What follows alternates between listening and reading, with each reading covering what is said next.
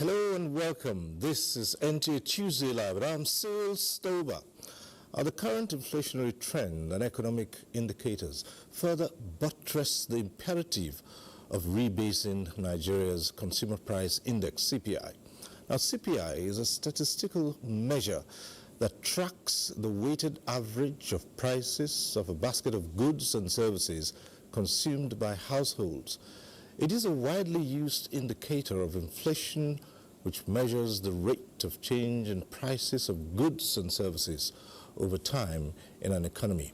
Now, the year-on-year percentage change in the CPI is referred to as the headline inflation rate, which is computed and reported monthly by the National Bureau of Statistics in Nigeria. Now, different indices make up the CPI framework, which includes the Urban and Rural National Index, Headline Index, Food Index, Core Index, all items, less Farm Produce Index, Farm Produce, Goods Index, and Services, and Energy Index. Now, tonight, NTA Tuesday Live will focus on Nigeria's rebased Consumer Price Index, the impact on the economy. But let's start off with another matter which will impact Nigeria's business environment.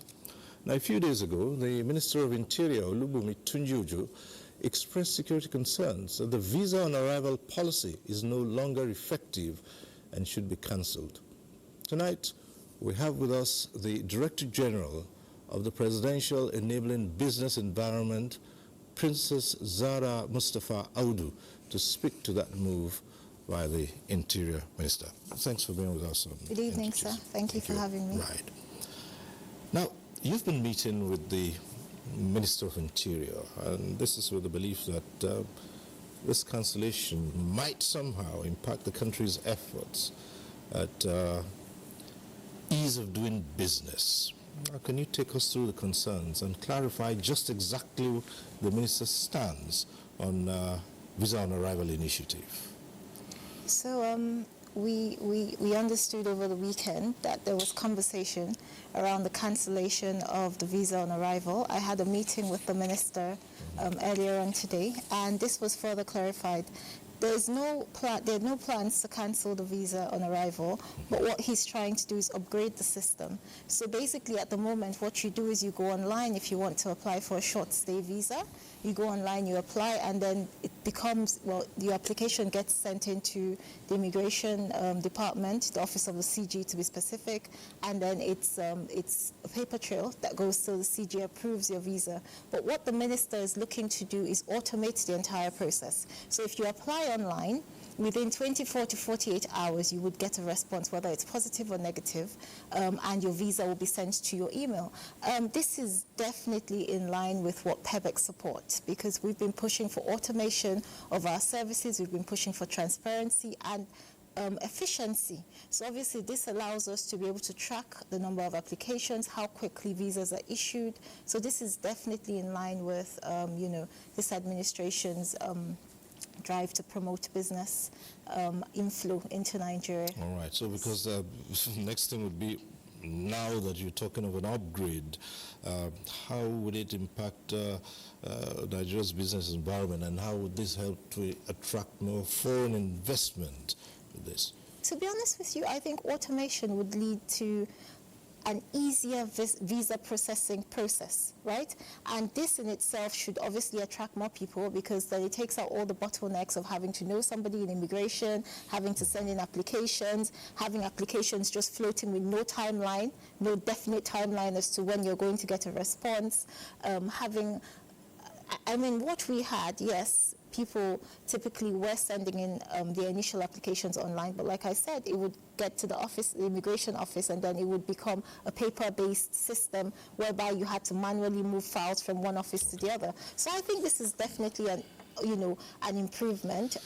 We're not taking it for granted at PEBEC. We will continue to work very, very closely with the Immigration and the Office of the Minister of Interior to make sure that this new system is adopted seamlessly, and we're able to benefit, the tangible wins which we're looking for with from this new policy. I think there was a bit of miscommunication as to people, I guess the general public, including myself, not fully understanding what the minister meant when he said a cancellation. Because we were very quick to respond. One of the key things that we're pushing during this new President Bola Ahmed Tinubu's administration is for consistency as it regards policies. Recently, we launched the regulatory impact analysis framework, which basically states how our ministries, departments, and MDAs can go about, implementing new reforms or policies. And, because of that, we responded very, very quickly just to check and make sure that this new plans for immigration aligned with those policies, and it was in line with what, some of the policies Mr. President is trying to promote in terms of making Nigeria an attractive business investment haven. And to be honest with you, I don't see anything wrong with what the minister is trying to do. I think this initiative should be supported. I think as stakeholders who are trying to promote investment inflow into Nigeria, we should take it upon ourselves also at PEBEC to educate the general public on what he's trying to do. Okay, let's get to another, perhaps the core mandate of PEBEC this time around, and take us through recent steps by PEBEC, the government of Nigeria, to improve the business environment, especially in the midst of reports of companies shutting down and relocating. The first thing one would ask is what you're doing to attract more businesses to stay, just as others coming. Well, to be honest with you, before I started at my role at PEBEC, I used to be an aide to the president on foreign direct investment. And one of the key things we had done at the Office of the Vice President was push the existing Foreign Direct Investors Roundtable. We've had 2 editions of that. We just had the 2nd edition in January, at the end of January. And basically what this does is it brings all our MDAs that affect our business environment together. It brings our existing foreign direct investors together. And, we basically help understand their challenges and chart a way forward. So what we're trying to do is, again, make sure that our policies, are enabling businesses. We're also making sure that we're constantly checking in with the existing investors or existing businesses in Nigeria to make sure that, we understand the challenges from their point of view, and this helps us shape the policies moving forward. We've been very, very interactive. This is something that I've not seen done during any other administration. We've tried our best to interact with our businesses at the highest level, being the presidential level. The Vice President himself chaired the first existing Foreign Direct Investors Roundtable. The second one was chaired by the Minister of Industry, Trade and Investment with the Deputy Chief of Staff to the President. We also had attendance of the CBN Governor. We had about 5 or 6 of our ministers there. We had 3 state governors. So we're taking our investors very, very seriously. It's very important that our policies are not just at the federal level, but they also trickle down into the subnational level, which is why, again, like I said, during the Foreign Direct Investors Roundtable, you had some of our subnationals present there to also pitch and also engage with investors, just to understand what the business climate is like firsthand. I think something to note with this administration is Mr. President has taken charge from the front. He has actively been the biggest driver or biggest campaigner for Nigeria and for trying to attract foreign investment into Nigeria, which is why we also don't take lightly our existing investors or the new investors we're trying to attract. Hence the need for a stable business environment, right? Which is PEBEC's, one of PEBEC's core mandates is to help, ensure that there's some level of stability as it regards to our policies. Our policies are business friendly, our services are efficient, there's a lot of transparency amongst agencies, etc. Another thing I wanted to touch on, because one of the key reasons why I came here was to discuss the visa on arrival. I have absolute trust in the Minister of Interior on his ability to, fulfill his promises, simply because the track records are there. He did manage to clear the backlog of over 200 passport applications that were pending before he took office. He was able to automate the passport renewal service So now you don't need to go into the passport office physically, but you can do most of it online and then just go at the very tail end to capture, and then your passport is out in a few days. He also facilitated the electronic gates at the airports. So I think this is just another step in the direction of improving our immigration services. And I think this should be embraced wholeheartedly. I want to also, more importantly, assure our foreign community that we will continue to watch this matter very closely. And we will continue to be responsive, not just to the foreign international businesses in Nigeria, but also local businesses.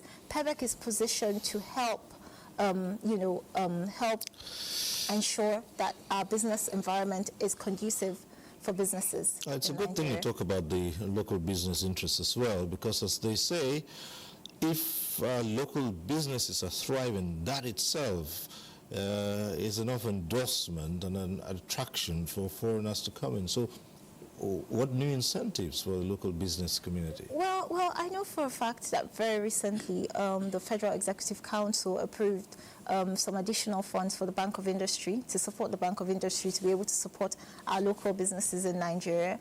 I know within the renewable energy sector there have been many presidential policies that have been passed to enable the businesses within that sector thrive, and concessions as it regards to importation of parts for different models of renewable energy, whether it's within the transportation section or even within the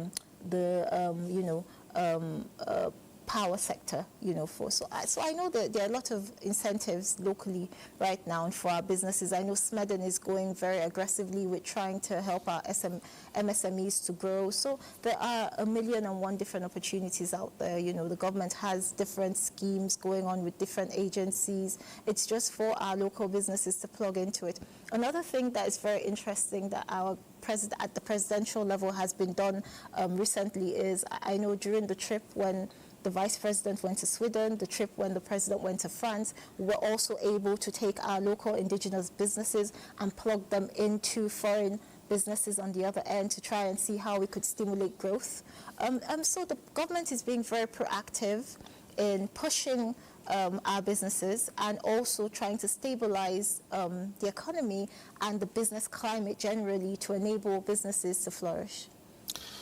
Well, back to the visa on arrival policy. Yes, you're upgrading and everything's going to get automated. Again, as we say, you think this is all foolproof? Or what might be some challenges you might envisage, or it's just good all through? So I wouldn't say it will be all smooth, but what I would say is we have to continuously try as a country to improve.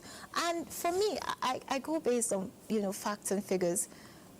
I would just ask off the top of my head, is our visa passport renewal service, has it improved since before this administration? I would say yes. I think most people would agree that yes, it's easier for us to get new passports or to renew our passports now. Is the do we have to go online? Yes, that's true. So that's another tick right there. So these are actual, I think for this particular ministry, to be fair, he has a proven track record of delivering on his promises. So I would say let's give him the benefit of the doubt. Let's be as supportive as possible in pushing this, because this is in the best interest of Nigeria and Nigerians. And I'll be honest with you, if we can simplify as well as secure our borders, because we're not trying to open up Nigeria to, all manners of people, but I mean for the right kind of people who are coming in for investments, who are coming in for tourism, who are coming in for all the positive things that we would like to attract as a country. If we can make it as easy as possible for people to come into Nigeria, I think that would definitely be a plus. I mean, we saw how the new trend with December was, with loads of people coming in for tourism, coming in for social activities. For me, I think anything that promotes Nigeria, adds value, is definitely a plus. That was great for businesses, especially in Lagos. We're looking to see how, hopefully before December, we can expand this to other parts of Nigeria that also have very interesting tourism spots and locations. So definitely, with this new visa, it's actually an electronic visa, which it's always been. It's just the difference was you would come to our borders physically and have like a sticker put on. And the minister made a very good argument for that. The cost of printing those stickers, we can save that money by sending emails. When you come, it's scanned, and yes, your visa is there, and you get a stamp and you come in. I think it's a more efficient way of processing visas, and I am absolutely in support of this new policy. It's not really a new policy. I look at it as like an upgrade of policies. Another thing that I want to re-emphasize is that we feel that Nigeria has some very great policies, and our problem is implementation. So at PEBEC, we won't really be supporting new policies, but we would be supporting an improvement on existing policies.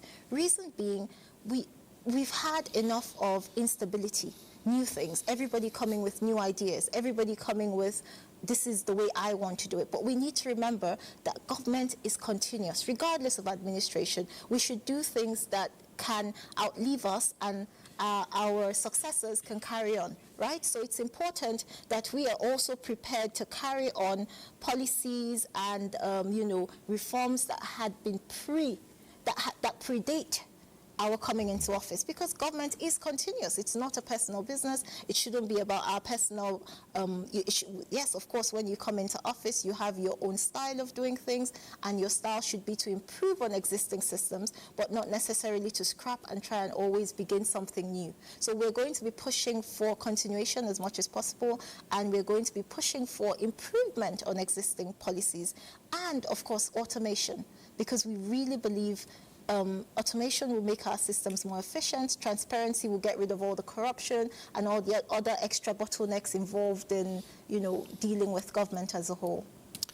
All right, we'll have to leave it there for now, and we hope we'll ask you to come again some other time to speak in greater detail on the activities of PEBEC. We'd like to have you come and do we that would, honestly, we look forward to coming when we have a lot more to show. Like I said, I've only been in office since end of January, so it's been it's been a short period of time, and I don't want to be in a hurry to be talking. I would rather come back when I have enough to show. Yeah, but you were presidential aide before this. Yes, and I do have a lot to show for that short period of time. So, yes, absolutely.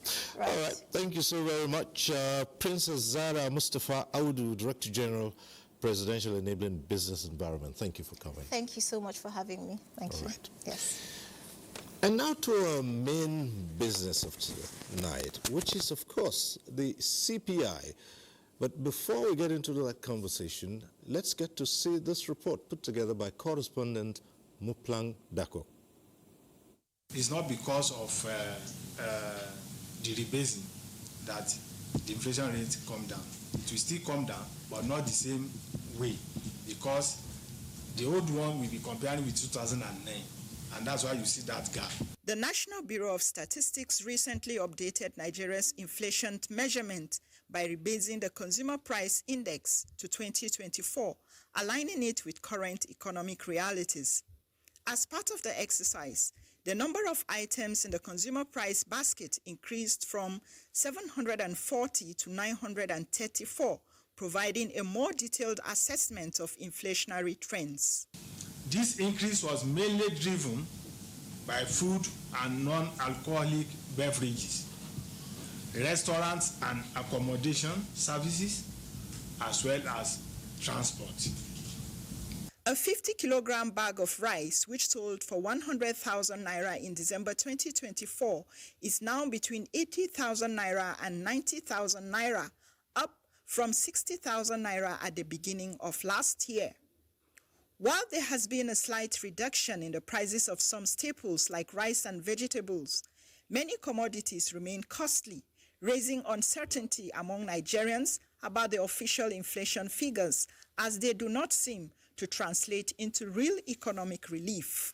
Well, we are happy that that inflation dropping is by now on paper. It has not reflected to reality that we are seeing. It's a good development. If this statistics is really what it is, like you said, I think we expect more, and I know that the government policies will make it happen. I mean, giving palliative is not the issue.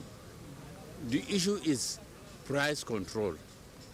The government should have a price control to control the price in the markets. Check the rate at which people are indiscriminately increasing prices, because there are some things that are not even affected by this dollar increase, and yet before you go to the market today, something that you buy for 100 naira, you come the next day or probably next 2, 3, 4 hours, it's 150, it's 200. So economic analysts suggest tackling the high cost of production, transportation, and foreign exchange as crucial to slowing down inflation. Agriculture is our mainstay in Nigeria, so we need to do more to make sure that it is mechanized and we have much more productivity by bringing more technology. Then another thing is our supply chain. I think we have major difficult issues in our supply chain. Remember, what you have in the farm or what you have, it must pass through the supply chain. And what are the components of this supply chain is the problem of transportation. And when we talk about transportation, we are expecting that by now, virtually all our trucks, all our commercial vehicles will be converted to CNG. Given that the inflation rebasing now aligns with global best practices, it is expected that policymakers will use the updated data to adjust interest rates and direct policies and social interventions. In Abuja, Muplang Dakok. Right, that report sets the tone for tonight's discussion. Let me introduce our guests. I'd like to welcome to this program Dr. Ayo Anthony, Head of Prices Division, NBS, that's the National Bureau of Statistics. Thanks for being here. Thank you for having me. All right, good. We are also joined by Professor Ken Ife, no stranger to this program, a consultant and development economist. Prof. Thank you for having me. Good to have you. And we are also joined tonight by Dr. Samson Galadima Simon, CEO, ARC Economics and Data Limited. Thanks for being here. Thank you for having me. All right, this is one topic where we do hope a lot of people will be interested in, and as you know, it's the program gets interactive at some point. When it's that time, we'll remind you of the process and the procedure. For now, let's begin to look at the issues. Yes, Nigeria's rebased consumer price index, the impact on the economy. We tried as much as possible to break it down in the earlier introduction, but let's start from the very basics. And Dr. Ayo Anthony, we turn to you. Not many get the hang of it. Rebased consumer price index, understanding what rebasing is. What is this all about in simple, everyday language? Okay. Thank you very much. Consumer Price Index, which we call CPI, is an index that tracks changes in prices of goods and services consumed by household. It excludes investment goods. Now, CPI, as I've defined it, is a relative index. Relative in the sense that you are comparing prices in a given period with a base period. Relativity. Not just a relative index, it's also weighted. Weighted in the sense that you capture the relative expenditure of household on an item in the computation of CPI. So these two things I mentioned now, the adjustment of the base year or the price reference period, and also the adjustment of the weight, which we call relative expenditure, is all called CPI rebasing. When I say price reference period, for example, now in MBS or in Nigeria, before the rebase CPI, we were comparing prices in 2024 to price in 2009, meaning that 2009 was our price reference period or the base year. So rebasing means that you bring the base year closer to the current period so that the price change will reflect the current economic reality. That is one. Also, the second aspect of rebasing is bringing the current consumption pattern of people on board in the computation of this price change. When I say consumption pattern of people, that's what we call weight, or what we call relative expenditure. Before the rebasing in Nigeria, in current rebasing, our weight reference period was also 2009. meaning that we were using relative expenditure of items of 2009. And this weight we are talking about is dynamic. It changes with time. It's a function of income. It's a function of price change. It's a function of weather. It's a function of innovation. And all these variables I mentioned, they are highly volatile. They change with time. So rebasing is all about bringing the price reference period closer to the current period and bringing on board current consumption pattern. And also, if time permits, it also involves reviewing the methodology used in computing the index. Well, in this case, the question of inflation will be thrown up pretty clearly, wouldn't it? Yeah. Inflation is gotten from consumer price index. Without computing consumer price index, which called CPI, you cannot get inflation rates. Consumer price index only measures changes in prices. But the rate at which price changes is called inflation, if it is a positive change. So after we have computed CPI, so inflation, from your headline, you said something. We have what we call headline inflation. The headline inflation has two dimensions, year on year or month on month. So when you are talking of year on year inflation, is when you are comparing CPI of January 2025 to CPI of January 2024. That gives you year on year inflation rate. When you are comparing CPI of January 2025 with December 2024, the percentage changes in these two CPI give you month-on-month inflation rates. Prof, there's always this argument in the public domain. Sometimes the figures that are churned out by relevant bodies and institutes and authorities like the Bureau of Statistics would seem sometimes at variance with the feelings and the thinking of the people. But in any case, we've also seen where those figures have at times been at variance with what an administration pushes out. That's right. It does happen. But I think there's so many things to be admired in this particular exercise, because when you look at the new methodology that is being used, is so far away from what we have been, apart from the date component, the fact that this is 2009, this is 2000, the actual components, that the varieties of products that are used for this computation is about 934 in the new version of COICOP. COICOP is the classification of consumption based on purpose. Compared to 740 varieties, obviously when you have a difference of almost 200, there are 200 either new additions or modified. So they are much more reflective of the reality of what we are experiencing. And then also the computational index being used and the way it's being used is no longer paper-based for the previous one. Imagine if you have thousands of people to interview to get information. Here is more digitized, which means it's real time. So the accuracy of these figures are now going to be upgraded by the new methodology being used. So I think there's something there. And then when we begin to interrogate the details, we will actually see even more things that have happened. Well, we'll certainly do that. But let's come to Dr. Samson Simon, CEO of ARC Economics and Data Limited. And as a thing they say about statistics and data, they can, at any point in time, swing to indicate just who's churning out those data. Because sometimes the figures come out and it tends to give the impression like, oh, things are okay, while in reality, they may not be. And I mean, this is in terms of usage of data and statistics. For instance, you say inflation has slowed down for this period.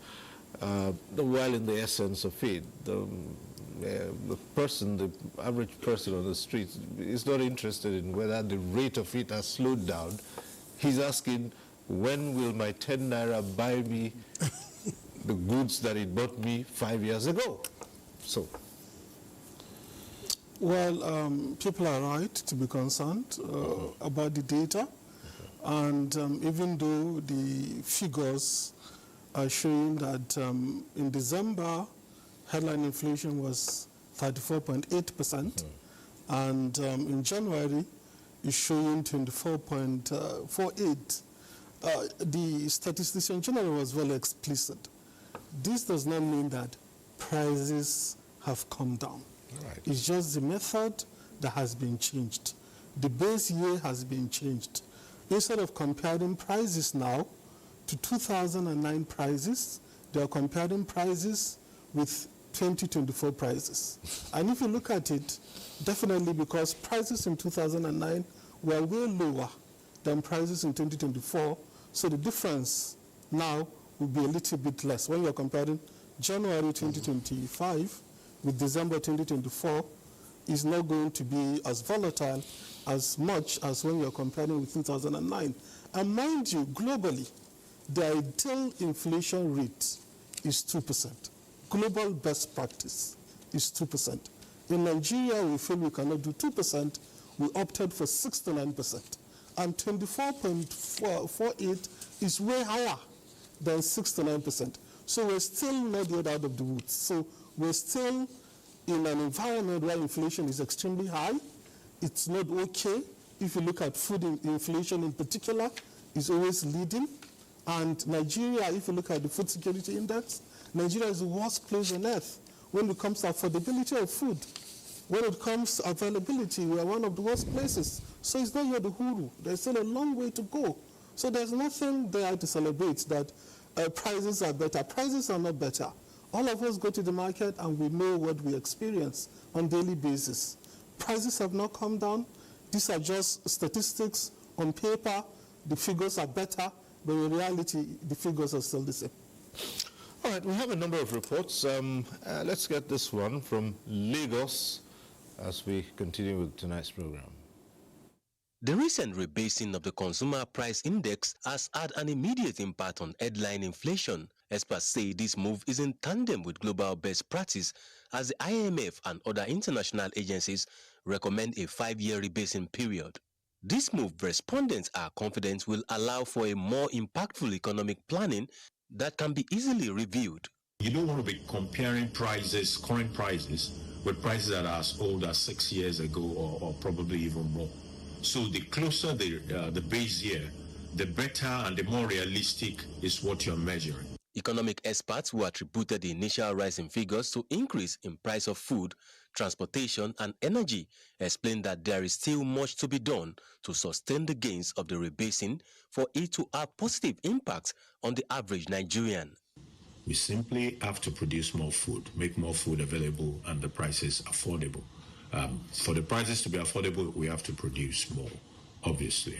For the energy, there has to be a lot of lifestyle adjustment by people, and for industrial consumers, they have to consider cheaper alternative. There are alternatives which are already on the ground. CNG is a very good one that is being offered by the federal government. The solution can be, one, is for the government to target what I call food security policy.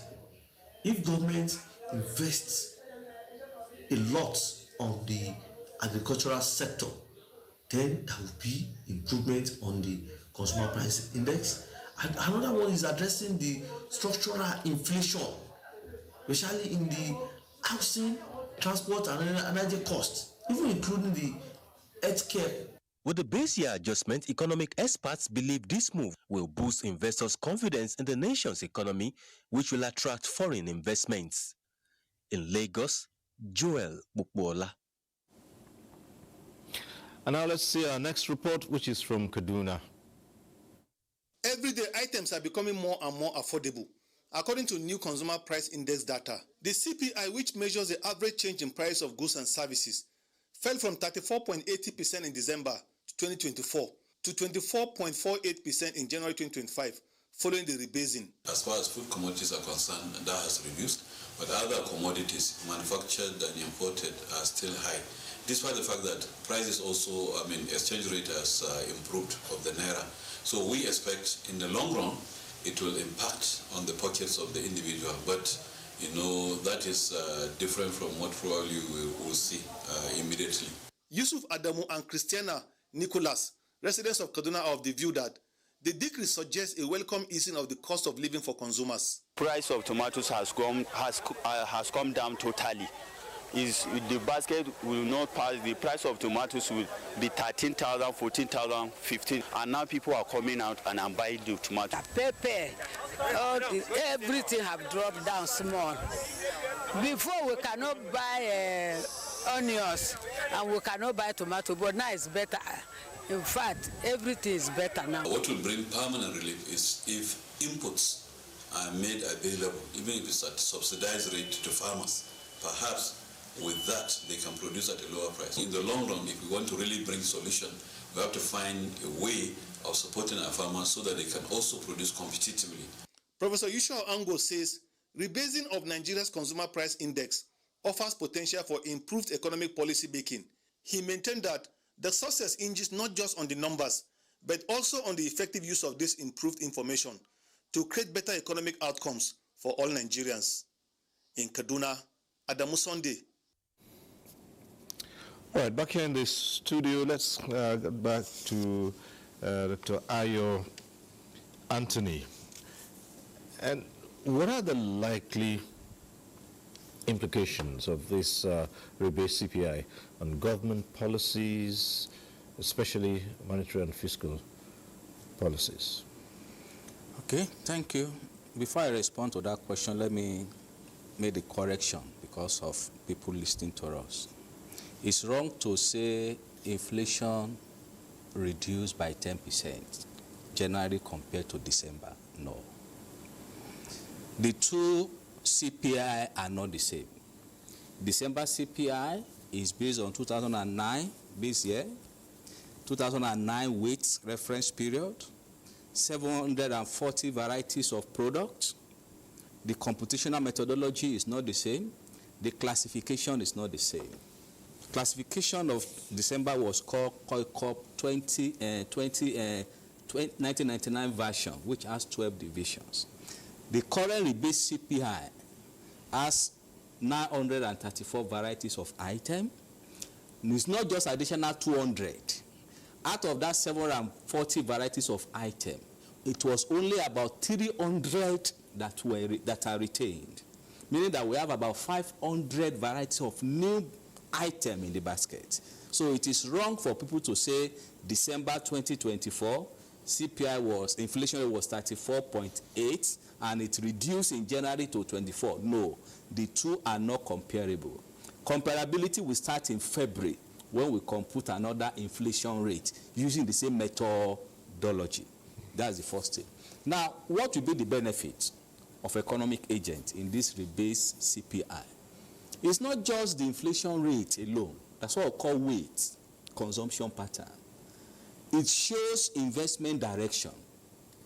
In the OCPI basket, food has about 50% weight.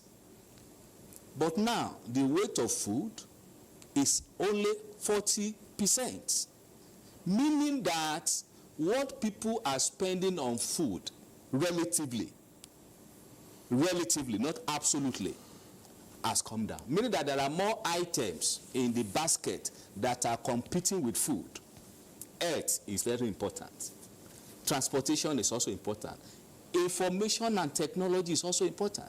If you look at the 13 divisions now, you will see that expenditures on health have increased, meaning that government should pay attention to that sector. Also, relative expenditure of household on education also increased with higher magnitude, meaning that people are patronizing education higher than how it was in 2009. Attention should be placed on it. Because when demand is on the sector, don't be surprised if supply is not increased, there will be deficit in the supply. So it's not just the inflation rate that policymakers should look into. The consumption pattern also is also a policy-informed decision that they can make. Now on the inflation rate, yes, the inflation rate we are computing now reflects current inflationary pressure, which will help the monetary authority to take good decision in the adjustment in the monetary policy instrument. You can see central bank now has kept all these parameters constant. That's a good decision because general inflation is not sufficient to take a decision. At least the inflation rate should be looked into first, second, or third month. Let's look at the trend before decision is being taken. Also, private sector or investors as well, they are interested in this new rebased CPI because the inflation we are computing now is not inflation with excessive lag past price changes. It's showing the current price volatility. I can easily take decision to invest in Nigeria. I know the rate at which prices are fluctuating currently. So the risk of bringing my investment here, and when I'm taking it, the value will be eroded because the inflation figure is not definite. No, the inflation figure now is definite, accurate, and it meets global best practice. Prof, another matter, I like to take things down to, as they say, to the man on the street. With all of this, there are more items in the basket, as he's just said. And so, and he's saying there's about 300 or so? 300 old, about 500 new yeah, that have been brought into it. Again, when you watch the trend, now I want to zero in on households consumption, for instance. It's evident that in many households, they've had to cut out certain goods and services. For instance, it's just said, what it shows is that while less money may have been spent on food, more is being spent on health. And another aspect, another way to look at it is it not possible that while even spending more on health, the drop in spending on food might not necessarily be to increase what is being spent on health, but as a result of having to cut out many, basic foods. That's right, actually. And actually, one thing that I also noticed in relation to this is that even though in that number one, food and non-alcoholic beverages, which was weighted 50, that has now come down to 40. Actually, one of the things that was removed there is food consumed outside your home. So they now recognize food consumed outside your home as part of restaurants and accommodation services. Whether na mama put or it doesn't matter, Hilton Hotel, it is outside your home. So to a layman, you may think, oh, the food is spending, money is spending on food has gone down, when the classification has actually taken those ones out completely to go and increase the restaurants. But there were also things like, what's it called again, the insurance and financial services that were not even giving zero. But they now have to increase, And then, even if you look at some of the technology services also that increase, look at the rate at which we are using mobile money, all that stuff. You don't go to bank anymore, and you are doing. So some of those have been picked up to increase their weight in the overall description and what have you. Okay. Well, the last time Nigeria's consumer price index was rebased, as you said, was 2009. Why would it be so long before you do another? Are we expecting that 2025 now will wait perhaps till 2040?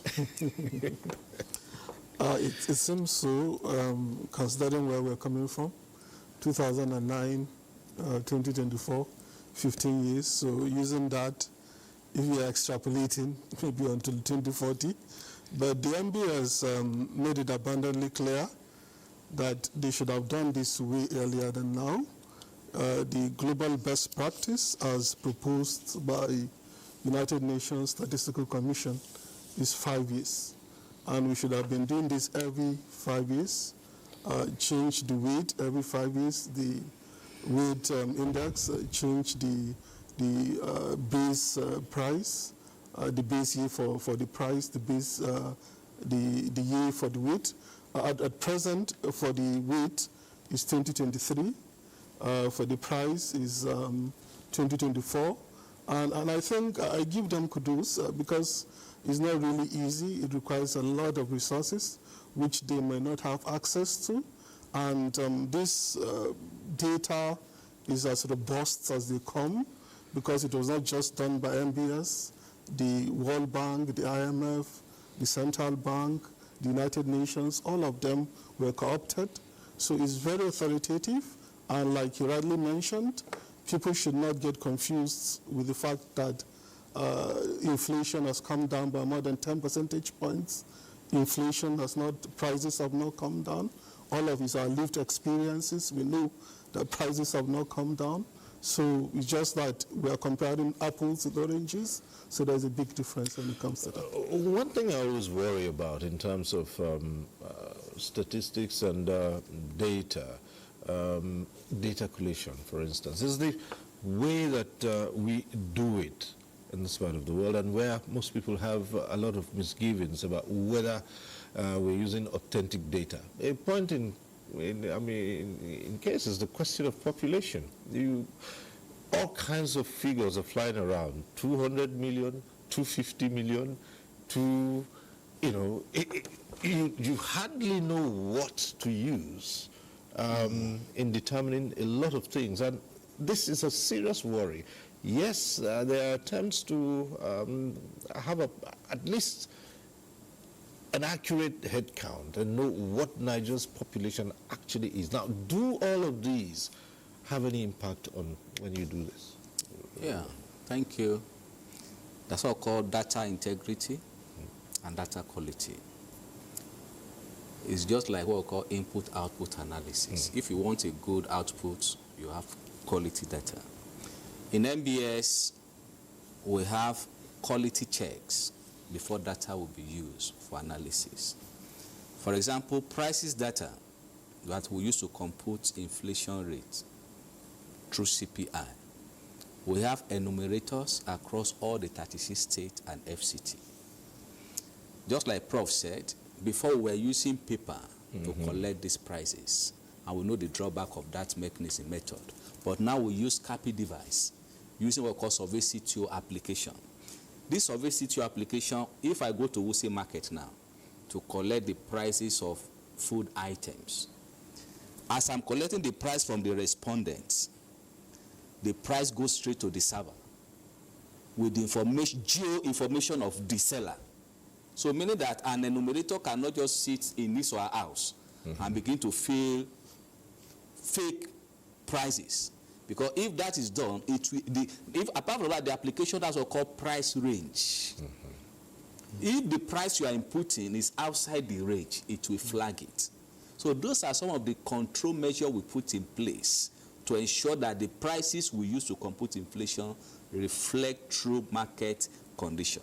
Also for the rebased CPI, the expenditure data we use for the rebasing also follow the same due process. We cover over 22,000 households in Nigeria, not individual. 22,000 households.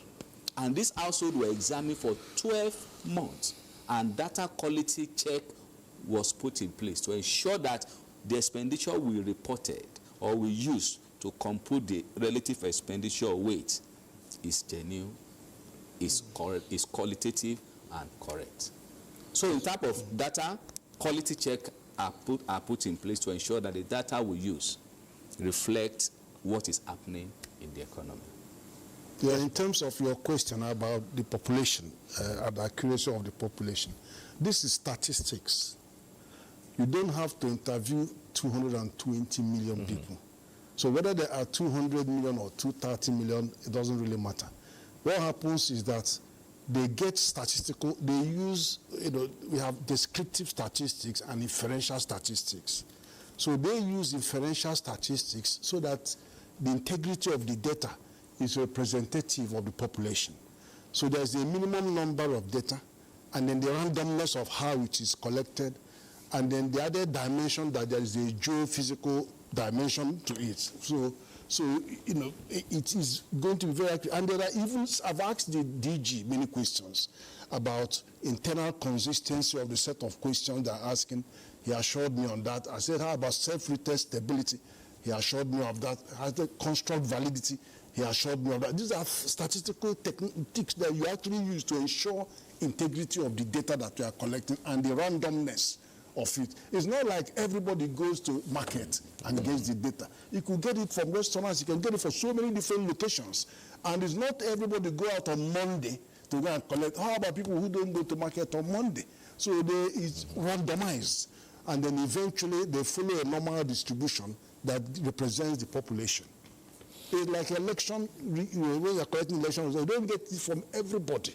You get a sample, but they are well randomized that you get an accurate description. Let me ask Dr. Anthony to explain this for us in terms of figures that we see from the NBS.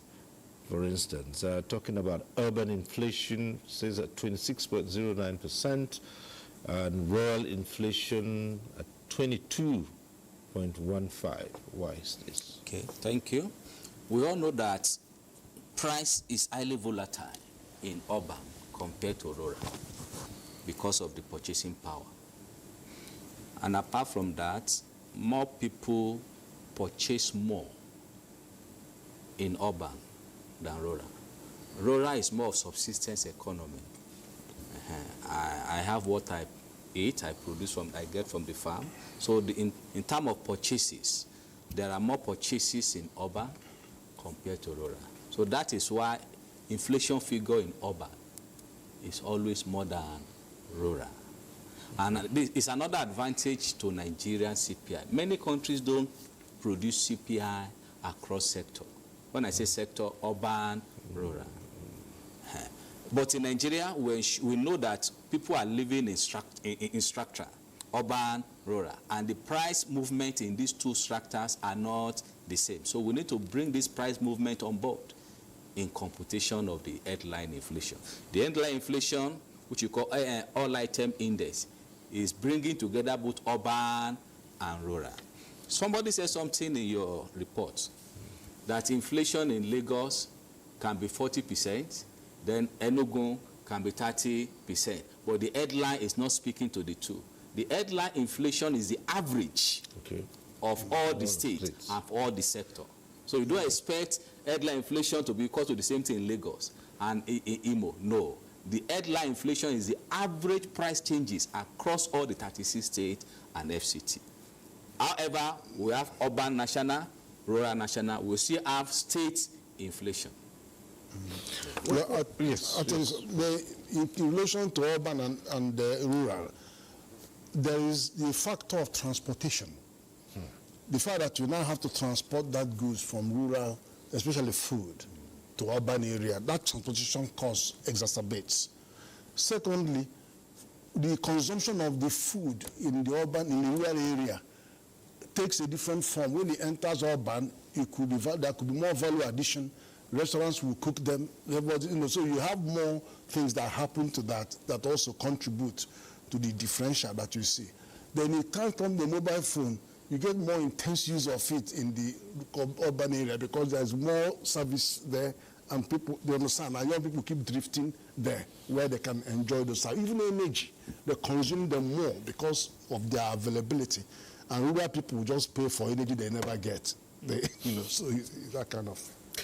Well, I was going to say, when you look at all of this, looking at all the figures, in terms of comparing to periods before, well, we've put aside 2009. Let's say, what is the trend that we see between, for instance, 2023 and now? If you take these figures, well, of course, now we know that whatever you're churning out, whatever you churned out in 2023 was arrived at on a different so it might be difficult to put an answer to what, because I was going to say, what does it show? Does it show that there is a slowing of the economy or otherwise? But then again, that's the challenge of having. If you ask this question next month, all right. Next month you will get some positive Let me answers. say something on that as the price expert for the Bureau. 24.4% inflation rates is not a small figure when you are comparing 2025 to 2024. It means that the inflationary pressure is still there. To refer to your question, the trend in 2020 to 2024, you know, 2023 we have a lot of shocks. Fuel subsidy removal, exchange rate unification, and all those things are price influencing policies. And those policies are still in place. So the price movement, the trajectory of price movement in 2023 extended to 2024. So that is why after the rebase, we still have about, if you go to other countries, when they rebase, countries that don't have high inflationary pressure, you see come to maybe 10%, 7%. So this 24%, I want Nigerians to know, it's not that prices or inflationary pressure have come down. It's even relatively high when you are comparing to just a year different. And you're having 24 points. The only thing is that it shows. And another thing I want Nigerians to know is this. From your report, prices of food items have started coming down gradually. You could see when they say bag of rice, tomato, farm produce, especially farm produce, they are coming down.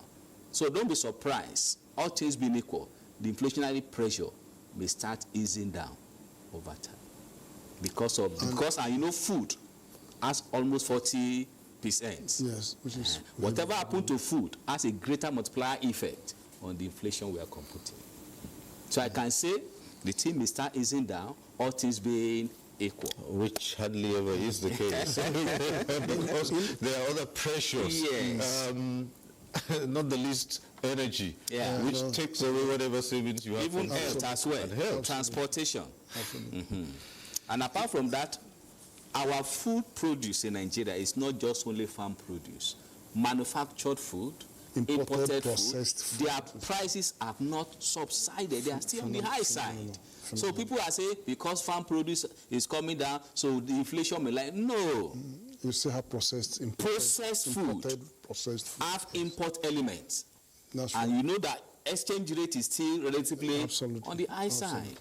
Well, so that is a lot of rural folks will tell you they've got little or nothing to do with imported processed food, because even what used to be the middle class that had a taste for that is almost totally gone now. And there's been, most importantly, a change in consumption patterns. No, without a doubt. But you asked one question about monetary policy implication. I had so many debates just before the MPC sat, and I did recognize that one of the reasons that was driving the tightening and hiking of the monetary policy rate was the perceived difference. We were on negative real interest rate, which is one of the ECOWAS macroeconomic convergence criteria. If your inflation is higher than the interest rate, then the bank is likely to keep going up until it meets, because you are on negative interest rate. But now that the statistics have suggested that it is 24.5%, is now below the 27.5% of the monetary policy rate. So it's difficult now.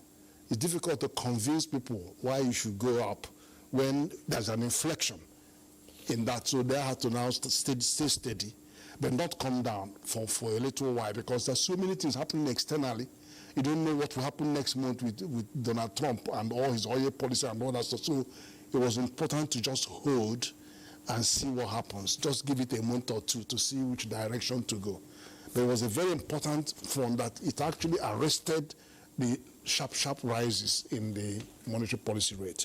And then, of course, the banking sector will adjust to, and all other things that are monetary will take a cue from holding the rates. And investment is still coming. Foreign portfolio investment is still coming. But also the treasury bills dropped from 22.8% down to 18%.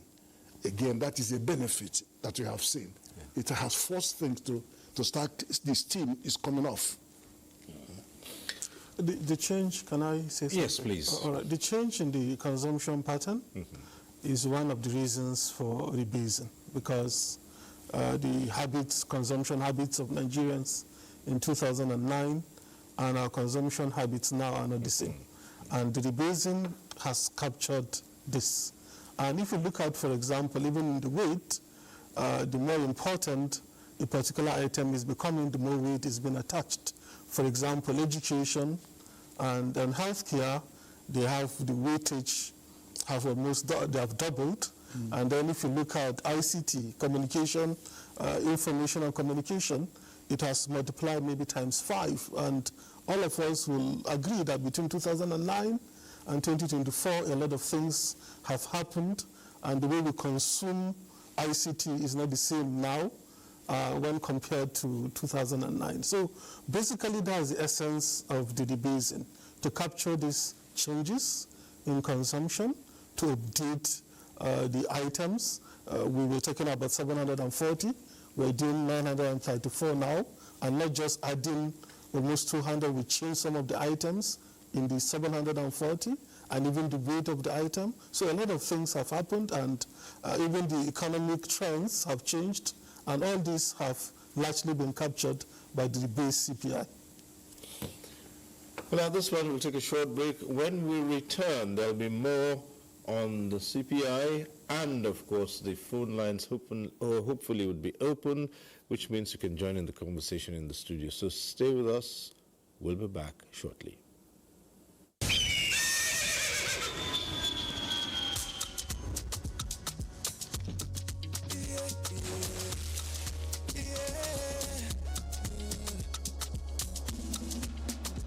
From the Atlantic across the savannah to the Sahara, we rise and land up the free, we know they tire. We dream great, our spirit is undying.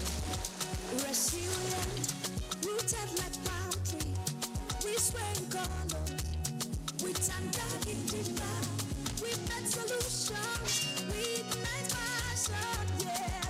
Ethnicity is unique, we have more than the solution. We are Nigeria, we are Nigeria, strength in unity, we know they carry lives. We are Nigeria, we are Nigeria, together live the dream of a land with great destiny. We are Nigeria. I am the real Nigerian. Brought to you by the National Orientation Agency, NOA.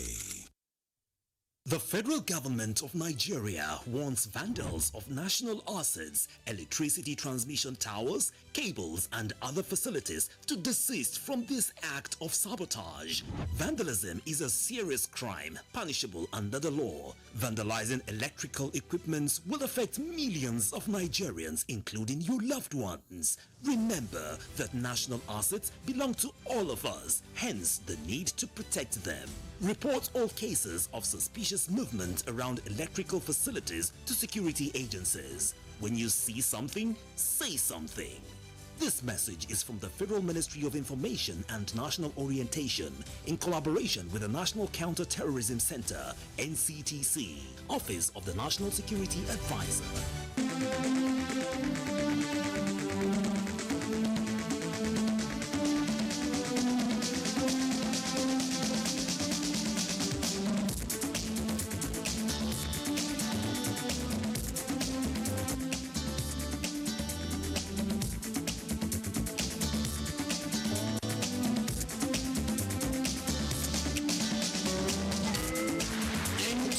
Tuesday Live, a network issue-oriented innovation talk show. Thanks for staying with us. This segment, as we said, the phone lines will be open. You can join in the conversation. The numbers to call will be on your screen. We always encourage you every Tuesday, if you're calling in and your call gets through to the studio, do us a favor, turn down the volume of your TV set. That's the way to avoid the hurlback or the echo. And we also encourage you to go straight to the point, keep it short and simple so others can also get on the platform. Importantly too, don't bother too much about the greetings, just a simple hello would do. Right, we'll start off with another of our reports. This one is from Oka. Rebasing of Nigeria's consumer price index is a crucial step towards enhancing the accuracy and effectiveness of economic policy making. By providing a more reliable measures of inflation, policymakers can now make better informed decisions, address inflationary pressures, and promote sustainable economic growth. Ultimately, this new framework holds the potential to drive positive change and strengthen Nigeria's position in the global economy. Economic improve or economic growth. There are two factors that is at play: monetary policy and fiscal policy. The monetary policies sitting with the CBN, vis-a-vis with the fiscal policy sitting with the government in power, which is largely the policy of the government in power. These are the two things that have direct impact on the economy. The two work pari passu. It's obvious that it will help the inflation statistics. Imagine before the rebasing, the inflation rate is over 35%, which depicts Nigeria as economic poverty capital of the world. With the current exchange rate compared with that of 2024 rates, it is less than 10% and makes economic policies easier to manage than when it was at a runaway inflation statistics. A section of people in Awka metropolis say the actual cost of living remains high and disposable income are shrinking, noting that the factors accredited to the decrease of some commodities is as a result of some government policies. Sectors also helps in bringing down the inflation in the sense that the area where those commodities, which we, the final consumers, consume, the Nigerian government are trying to improve the security that is going on that area, based on providing more security to them, encouraging the farmers to go back to farm and cultivate their goods, and it helps in large production of. Price of fuel comes down, things in the market will come down, but now some are still the same, while some of it is still increasing in the market. The base of the consumer price index was done 14 years ago. Stakeholders are optimistic that it will improve the economy and reduce inflation in the country. In Awka, Onome, Okadibo. All right, back in the studio, I think it was Dr. Samson Simon who talked about more production, particularly in the area of food, which for him would be just the only way to counter the question of inflation, food inflation, for instance, and canvassed more production. Yes, there is an improvement in the environment as to, encourage more agricultural production. But again, the whole issue is that while one measure helps to improve a situation, you find that there are other subsistent factors which seem to take away whatever gains you have made in one area. Correct. And it begins to make it extremely difficult. For instance, people would farm more produce. We have talked about the use of electronic banking systems. Everything now, you don't have to go too far away, and you can, use of ICT, especially in financial transactions. But those rates are going up again, which might further discourage people from using them. Agri-tech and others, yes. The overarching problem, the overarching driver of inflation still remains food. I know the government has put in a lot of efforts. Sadly, we are still not yet out of the woods. If you look at food inflation is still higher than the headline, is still higher than the core. And one reason for that is because of our mechanization. If you look at our tractorization, our horsepower per hectare is one of the worst. And it's not just about throwing money at the problem. We have tried that with Anchor Borrowers scheme and so on. We have not actually seen results. So there's a need for us to be intentional about everything. According to the World Economic Forum, Nigeria is the worst when it comes to the percentage of the income that is being used for food. had almost 60% of the income being used for feeding. There's no place on earth where it's that high. So that means we need to give agriculture the importance it deserves. If you look at the last budget, we're talking about 800 billion for agriculture in a budget of 55 trillion. If you look at the Maputo declaration, it says at least 10%. And if we are the worst on earth when it comes to affordability of food, that means we have to give it all the importance. And like I said, I'm beginning to sound like a broken record. Some people mistake this to mean throwing money at the problem. We will never have results. We have to be intentional about every single time that is being spent on agriculture. It's about improved breeds. It's about better farming, land tenure system. It's about engaging able-bodied people. And it's not about asking all Nigerians to go to the farm. There is no country on earth that has become food secure because 70% of the population is engaged in agriculture.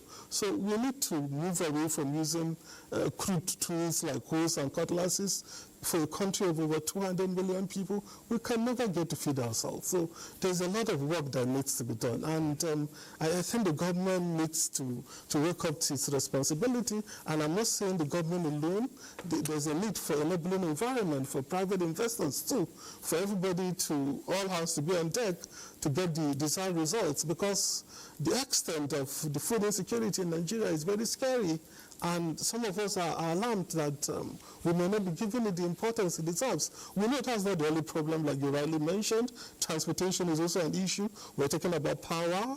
We're talking about many other things. All of them are important. But, you know, food is the most basic thing. And when we cannot afford it, it is a big indictment for us as a nation. That means we have not even gotten the basics.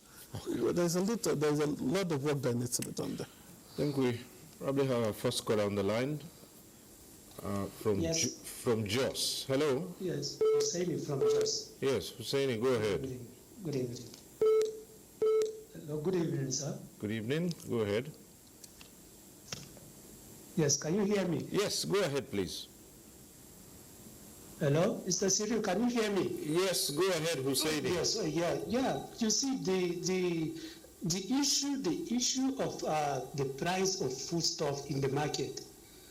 If you can remember last year, by this time, you know, the situation in the country is that during the harvest time, usually we experience a low price in terms of food items. By this time last year, all things being equal, the food of a measure of corn was about 350 naira or thereabout. A measure of a rice, which is the local one, was about 500 naira, 500 and above. But this year, you can see that even at this moment, it's still 600 naira. And what I want to say is this: we should not celebrate this yet. And once if the price is as low as it is during this particular harvest season, by the time we get to the planting season, that is when the price of some of those foodstuffs skyrocketed.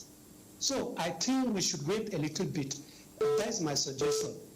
The issue of food insecurity, you see some of those food, there are places that are farming seriously. You see places like Adamawa, you see places like Taraba State, and part of Plateau and Benue. Some of these people, we farm a lot. There are a lot of food there. And I'm still surprised that we don't have enough in the country.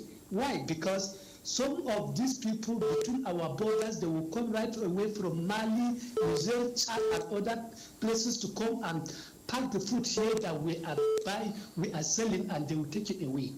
If you look at the currency now, even the Benin Republic currency now is even better than our Naira. Therefore, they can come and buy it at any cost and take it away. So we should work on our border. We have to do something about our food stuff. So that is my contribution. Right. Thank you very much, Husseini. That's it.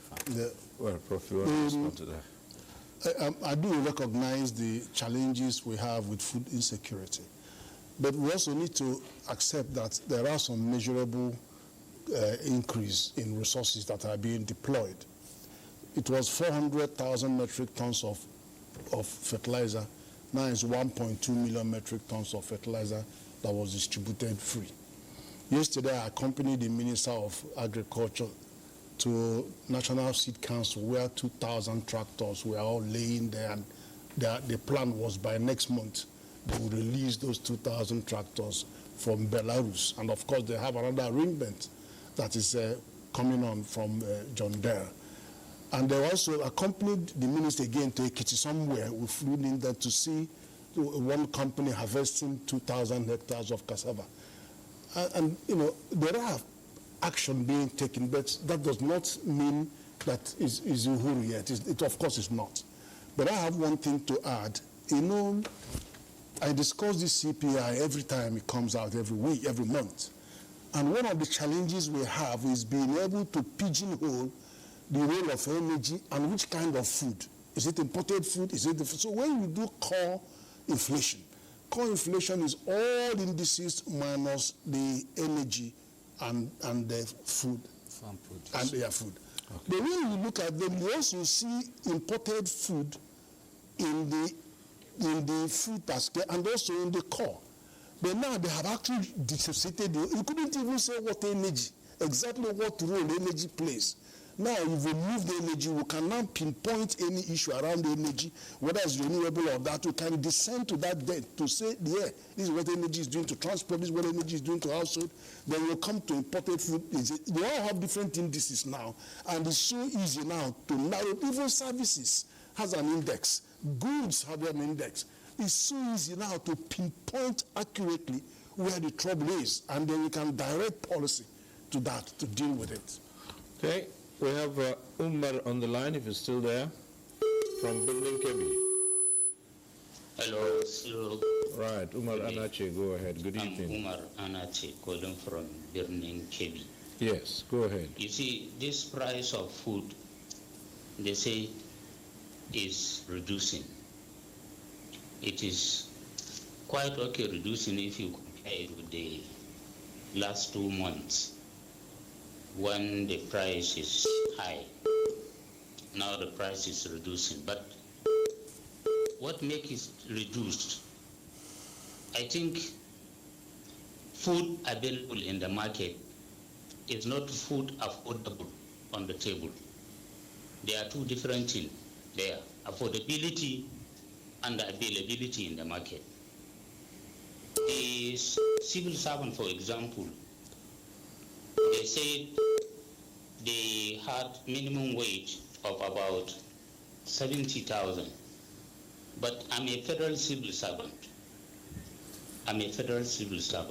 I cannot tell you that minimum wage is implemented. That is the reducing, the purchasing power in the hands of people is reduced and is reducing. So if government want to, change the price of things, they should increase the purchasing power in the hands of people. Equally, the government should reduce the cost of energy, the cost of transportation, and the cost of telecom, all accumulated together. Make any reduction in terms of food reduction useless. May God continue to bless our country. Thank you. Right, thank you, Umar. Yes. Well, the purchasing power being eroded is largely due to a high inflationary rate.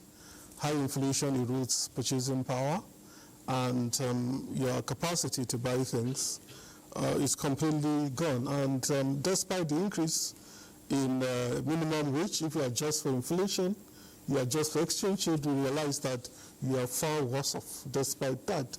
And mainly because the value of the naira has come down.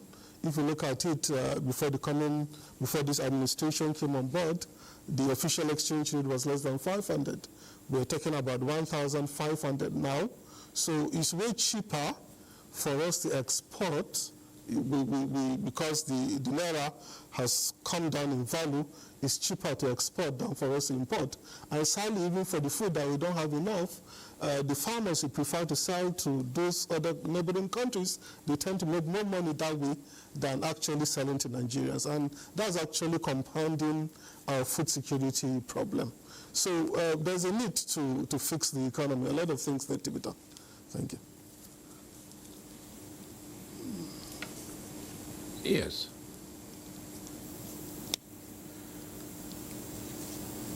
All right. Okay. Well, just keep the calls coming through. Try to get another call in here. Well, again, the question of the indices which led to this rebasing and what it portends, what it actually tells, is how we started off in the first place by saying, for the public, the general public, the first thing is that, yes, we may well be seeing these figures, and like you have explained, it doesn't mean that we're out of the woods. The other aspect which a caller talked about, and which Dr. Simon has just also mentioned, the fact that Umar Adachi said affordability is not the same as availability. And it's been identified that people from the neighboring countries come and ship out these food items. The individual farmer thinks about prosperity. He needs to make more for himself. And it's easier to sell to one who's willing to pay more than here. See? But let's take this call from Nladi from Lagos, and then we'll return to you to comment on that. Hello. Do we have Nladi on the line? Good evening. Yes, good evening. Go ahead. Thank you very much. Good evening. Good evening. Go on. Yeah. Today I want to talk about is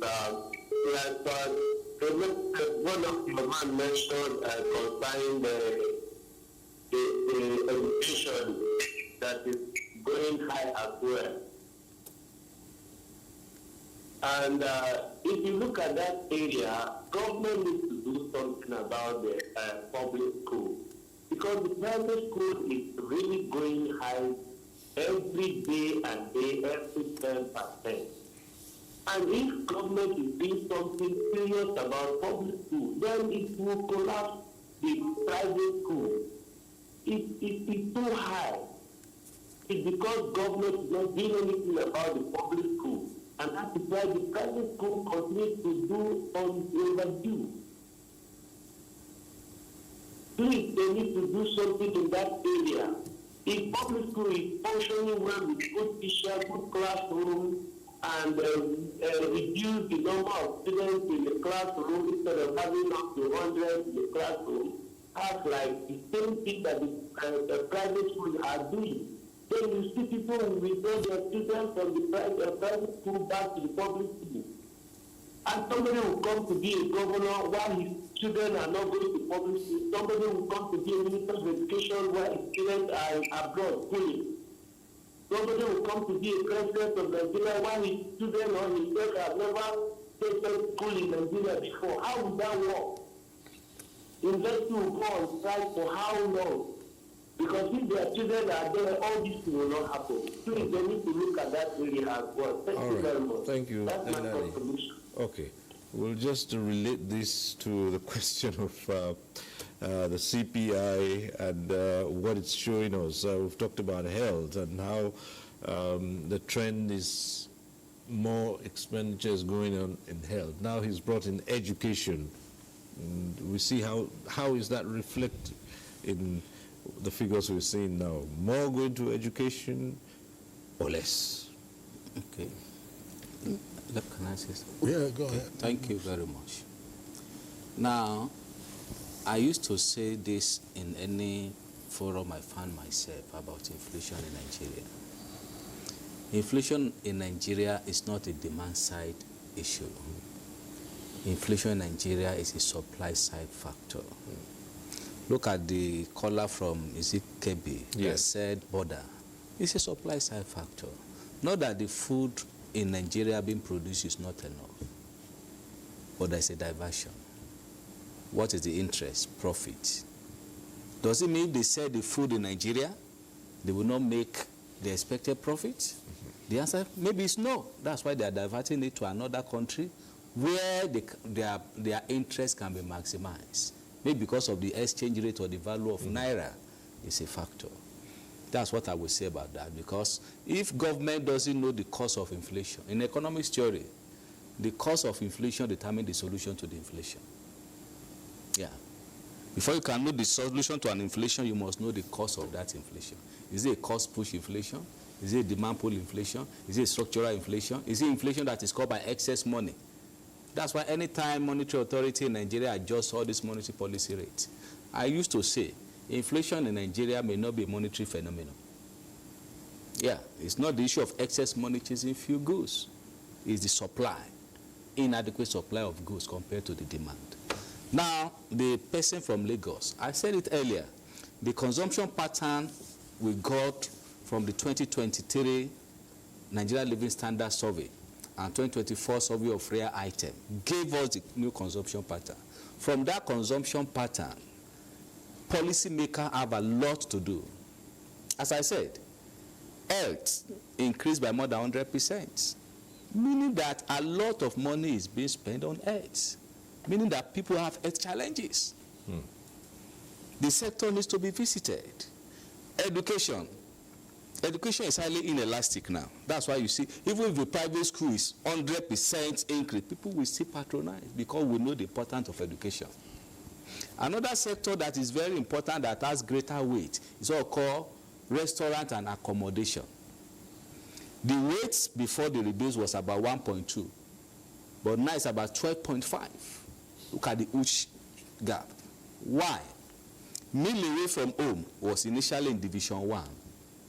Average workers or non-worker eat outside their homes. And expenditure on this has also increased astronomically. Why?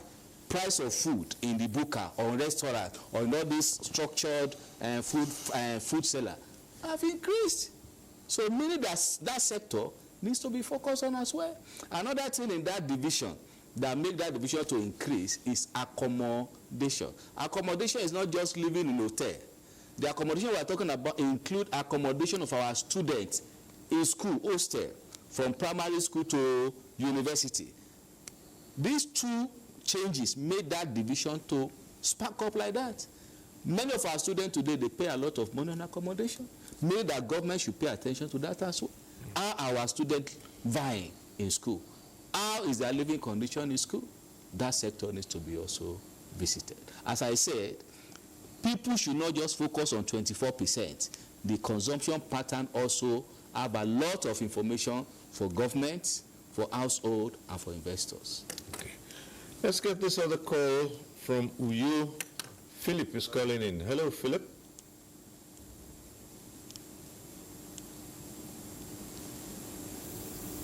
Philip, are you there? Hello? Hello, Philip from Uyo. Hello? Hello. I'm hearing you. Yes, go right ahead, Philip. What I'm suggesting is that one, if there's any increase in salary, they should not be publishing it. Hello? Go ahead, Philip.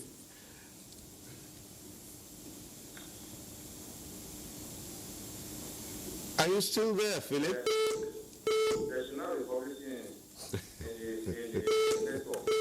So that, when they're publishing in the network, I'm hearing you. Yes, yeah, we're listening to you.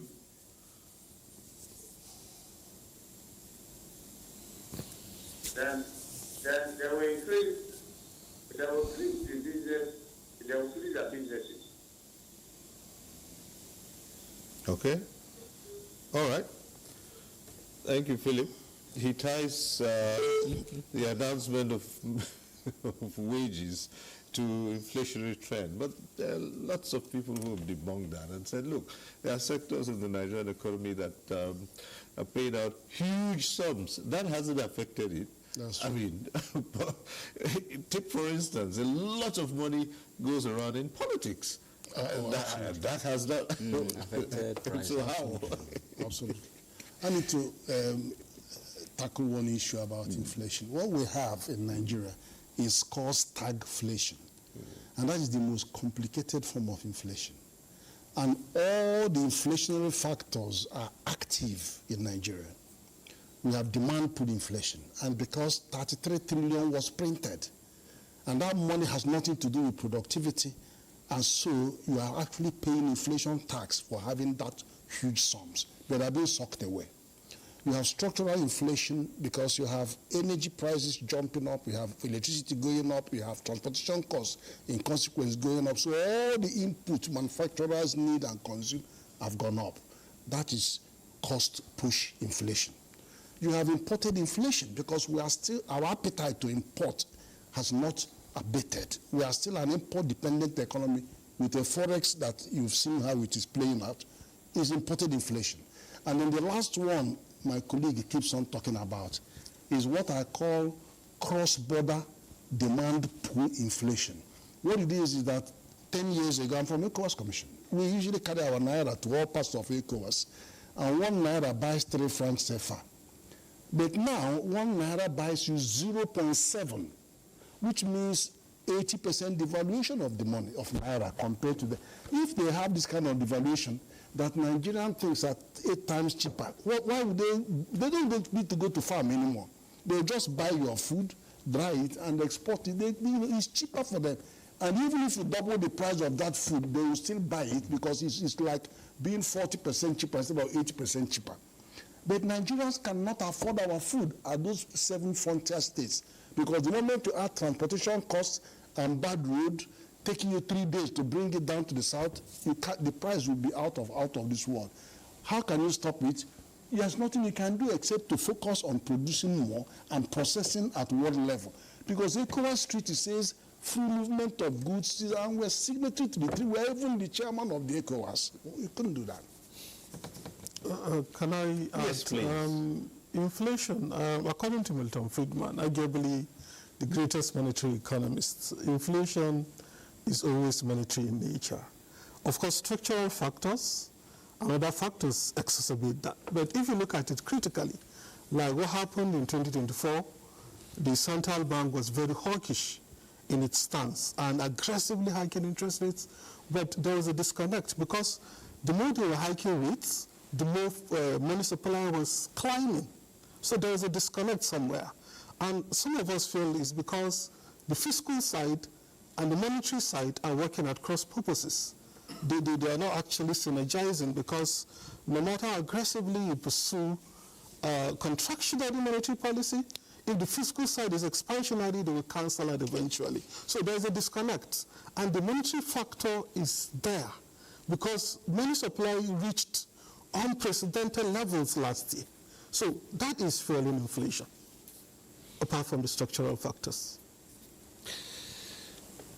All right, we have Abdullahi from Bauchi on the line. Abdullahi, hello. Hello, good morning all. Yes, go right ahead. What I want to say is, actually we are observing and witnessing some change in price. I can see some prices on some, especially foodstuff, are slightly coming down. But the point all the contrary.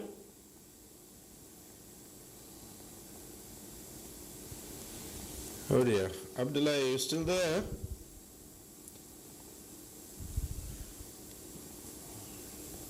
Well, I think we must have lost that call. Well, we can encourage you to call back.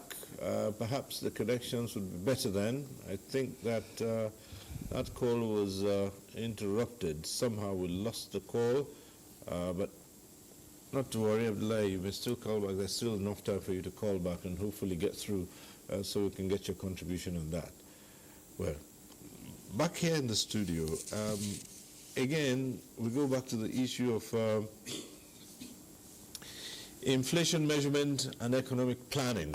From what you've said so far, the authorities should be looking at the figures that are coming out and determine where they should focus on in terms of the interventions that could ameliorate the dire situations that Nigerians are in currently. But it's always been the function of government, hasn't it, that you do this, and it's with an eye to improving the lot of the people. But there are some who say Nigeria's situation defies all known theories and concepts, and therefore we may need to look somewhere else or somehow inwards or some other way to be able to get things running. What do you say about that? Well, I mean, that's what I explained to you, that stagflation is just a very complicated one. You can't predict. If anybody tells you, oh, stop this enormous supply, it won't do it. There are 4 different ones, and they're all running across purposes. But I'll tell you one thing that can help. Rail line was a very unifying factor in Nigerian economy before all this breakdown. Rail is the most economical, most effective way of transporting heavy goods, produce along long distances. And because you don't have functional rail moving up, down the country, the cost of transporting food and many things, it looks intractable. I tell you, if you look at one rail line that will have 30 coaches and each coach can have 30 tons, multiply it by 30 is 1,000 tons. It moved in 2 hours or 3 hours from one end to the other. Count how many lorries and trucks, how many trailers will carry that to go through which road, for how many days. The goods would have perished by the time they get from Sokoto to Port Harcourt. And then with all the stoppages, and the roads are bad. That is so difficult to manage until we get our act together on rail lines. All right? Yes. Okay, thank you. Now, I want to come back to inflation in Nigeria. I said something earlier. From what you said, it seems as if most economic theories are not working in Nigeria. That's what I call theory adaptation and theory adaptation. You bring it where the theory is formulated is full of assumptions around theories and the environment also. Where you are bringing a theory to Nigeria, we don't just adopt the theory. It needs to be adapted. Adaptation means, in the course of implementing what the theory says, consider your peculiarity. And that has been the problem. The peculiarity, for example, now economic theory says, if inflation is on the high side and is caused by excess money, increase the monetary policy rate. We have increased monetary policy rate in Nigeria. What happened? I do tell people, monetary policy will work in an environment where the financial system is formal and well structured. That is where monetary policy will work. Look at Nigeria. There are a lot of informal financial services going on. My people are saying 22 trillion money supply. Where is that money supply? Is that money chasing few goods available, or the money is stuck somewhere? The money that is in circulation is the one monetary policy rate will mop up. But the money that is not in circulation, that is kept in the sock away, that is kept somewhere, monetary policy cannot bring it out. Money that is not in a structured financial system cannot be mopped up by monetary policy. Meaning that in the course of using monetary policy to control inflation in Nigeria, we must consider the environment. The money that is not in structured financial institution, maybe all this isusu, informal something, they cannot be affected by monetary policy.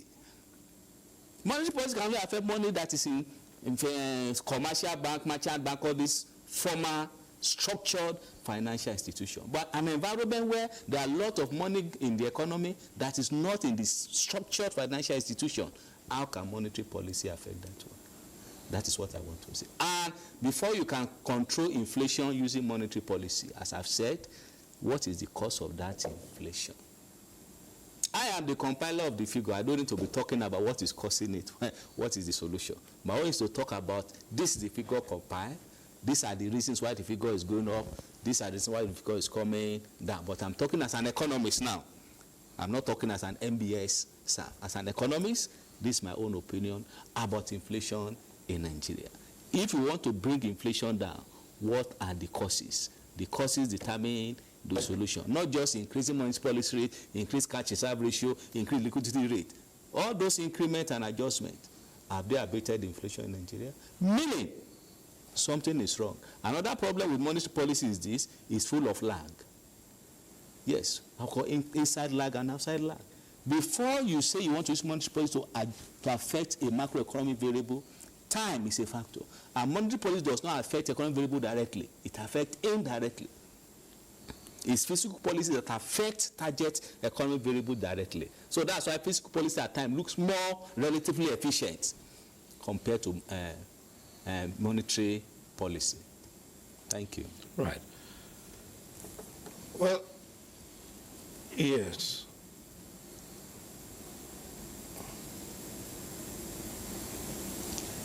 Okay.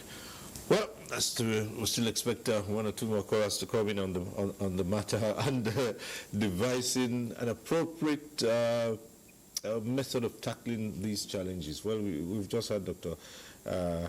Ayo Anthony. Let's hear you on this as well. All the theories don't seem to be working when we can easily point to other climes where these theories are working. So what is it? What is in the Nigerian climate that rebuffs almost all attempts? And easily you can see the ones, those things that are affecting the rate of inflation and all that. We talked about past, someone made mention of that. Now, despite all efforts that have been thrown in, the challenges seem intractable. If it's about investment in the sector, if that is being addressed, then you have the question of vandalism.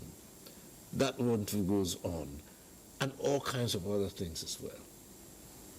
Well, a lot of things are responsible, but sometimes too we live in denial in the sense, like Prof mentioned, the abuse of ways and means. We know that the monetary reason for inflation is everly there, and you know that when you increase the money supply, that definitely fuels inflation. And then you go up ahead to print tens of trillions of naira to give to the authorities to spend in not so productive way, and then the law states that you should not exceed a certain limit.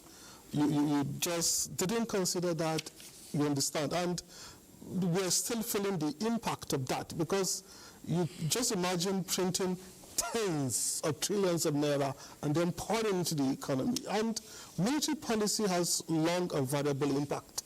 We might not have seen the impact immediately when the trillions were being pumped, but up to tomorrow, we're still recovering from that. And up to tomorrow, this money has not been paid back because it was securitized when it shouldn't even be securitized. So that's one of the reasons. And then, you know, the Ukrainian war also compounded that problem. So we need to really face the realities and try to be honest about getting solutions instead of pretending as if problems are not there when they're clearly there, and some of them are self-inflicted, like printing trillions, tens of trillions, and pumping them into the economy without caring about the consequences of such an action. And that's basic economic theory.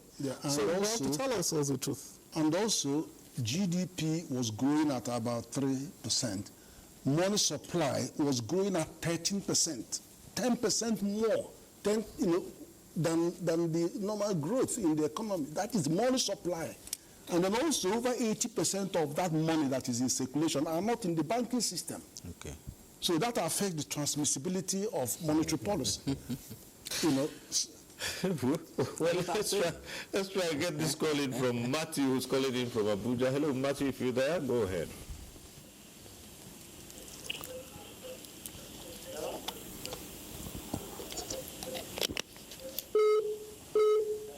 Matthew, if you're there, go ahead, please. Hello. Can you hear me? Yes, go ahead. Hello? Hello, can you hear me? Yes, if that's Matthew, go on with your question or comment. Hello? Okay, I can just hear the I want to comment on one thing. Are you hearing me? Yes. Yes, I want to comment on one thing. Go ahead. Yes, concerning our mindset. The mindset of people in Nigeria. Yes, that's the most important thing.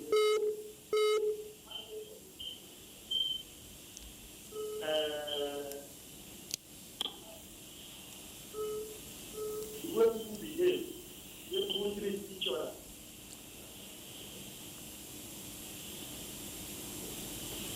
Hello? Yes, Matthew. That's the major problem. Oh dear. I'm afraid you keep pausing in the middle of your sentences. That makes it extremely difficult for us to get the idea of what exactly you're saying. You want to go through that one more time so we can get you?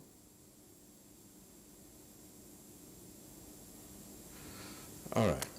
Well, unfortunately, we couldn't get get a lot from that. But as we prepare to wind down on this, let's go back to this one more time. All along, the question of rebasing had to do with the economy generally, and how Nigerians felt at the time the Nigerian economy was rebased, and then the country ended up being the largest economy in the continent. Now, there are Nigerians who have asked for a similar thing, not just the consumer price index, to tell us exactly where the country is at this time. Is it still the largest economy in Africa? And one say it's been overtaken. Yes, probably. Look, I keep saying, look, Nigeria's GDP, the official GDP, is dependent on, if you look at the magnitude of like this one that they did now, they announced today, our GDP is, for this quarter, is 78 trillion. So say like 78 trillion multiplied by about 4, if you hold some for 4 quarters, that should be about 300 and something trillion. But you have to divide this by the exchange rate. The moment you have to divide with the exchange rate, what used to be 500 billion comes down to 200 billion. Then it may go up to 220, then it comes down to 2. That's what is going to be swinging. But the GDP of purchasing power parity is still number 1 in Africa, which is $1.28 trillion. And that is based on a international notional price of value of dollar that may sometimes coincide, may be lower, may be higher, but it shows an accurate description of the size of this economy. As the naira value keeps on going up, the naira value of our GDP has not come down. It's been going up constantly over the years, going up. Is this one, that mess caused by forex rate, that is making us look like a joke? But in terms of our purchasing power parity, is over $1.28 trillion. So those who really want to invest in your economy know that whatever this figure tells us, the real thing we know that 200 and something million Nigerians are having so many chewing gums, are having so many, they know, and they will invest their money in your country. Not this thing that dances up and down. Okay. When President Tinubu said he wants Nigeria to be a $1 trillion economy, he's basically talking about nominal GDP. And nominally, our economy has technically crashed because of the fall in the value of the naira we went from almost 400 billion to, there was a time it was reported less than 200 billion. So we have actually gone back and we're fourth in nominal terms. But like Prof mentioned, in terms of PPP, purchasing power parity, our economy is more than $1 trillion economy. And that's because what that $1 can buy here and what $1 can buy in America, they are not the same. With $1, maybe can buy more things here in Nigeria than what $1 can buy in America. And that's why the PPP value of our GDP is more than $1 trillion. But nominal values are what the values that you see as given without making adjustments for either inflation or exchange rate or whatever. So basically, we're not really doing well when it comes to that because our per capita has also gone down to maybe 700, considering our population, and we have gone to number 4 when it, on the African continent because of that. Right. Okay, thank you very much. National Bureau of Statistics has commenced the rebasing of the GDP as well. The two indicators rebasing started at the same time in 2022-2023. The result of the rebased GDP will be out any moment from now. What I want us to know is this. In 2014, when the GDP was rebased, using 2010 as the base year, GDP of Nigeria became the highest in Africa. But being the highest should not be the joy. No. There are structural changes that people should focus on when GDP is rebased. It's not Nigeria is the biggest in Africa. What will we do with that one if poverty is not addressed? What do we do with that one if unemployment is not addressed?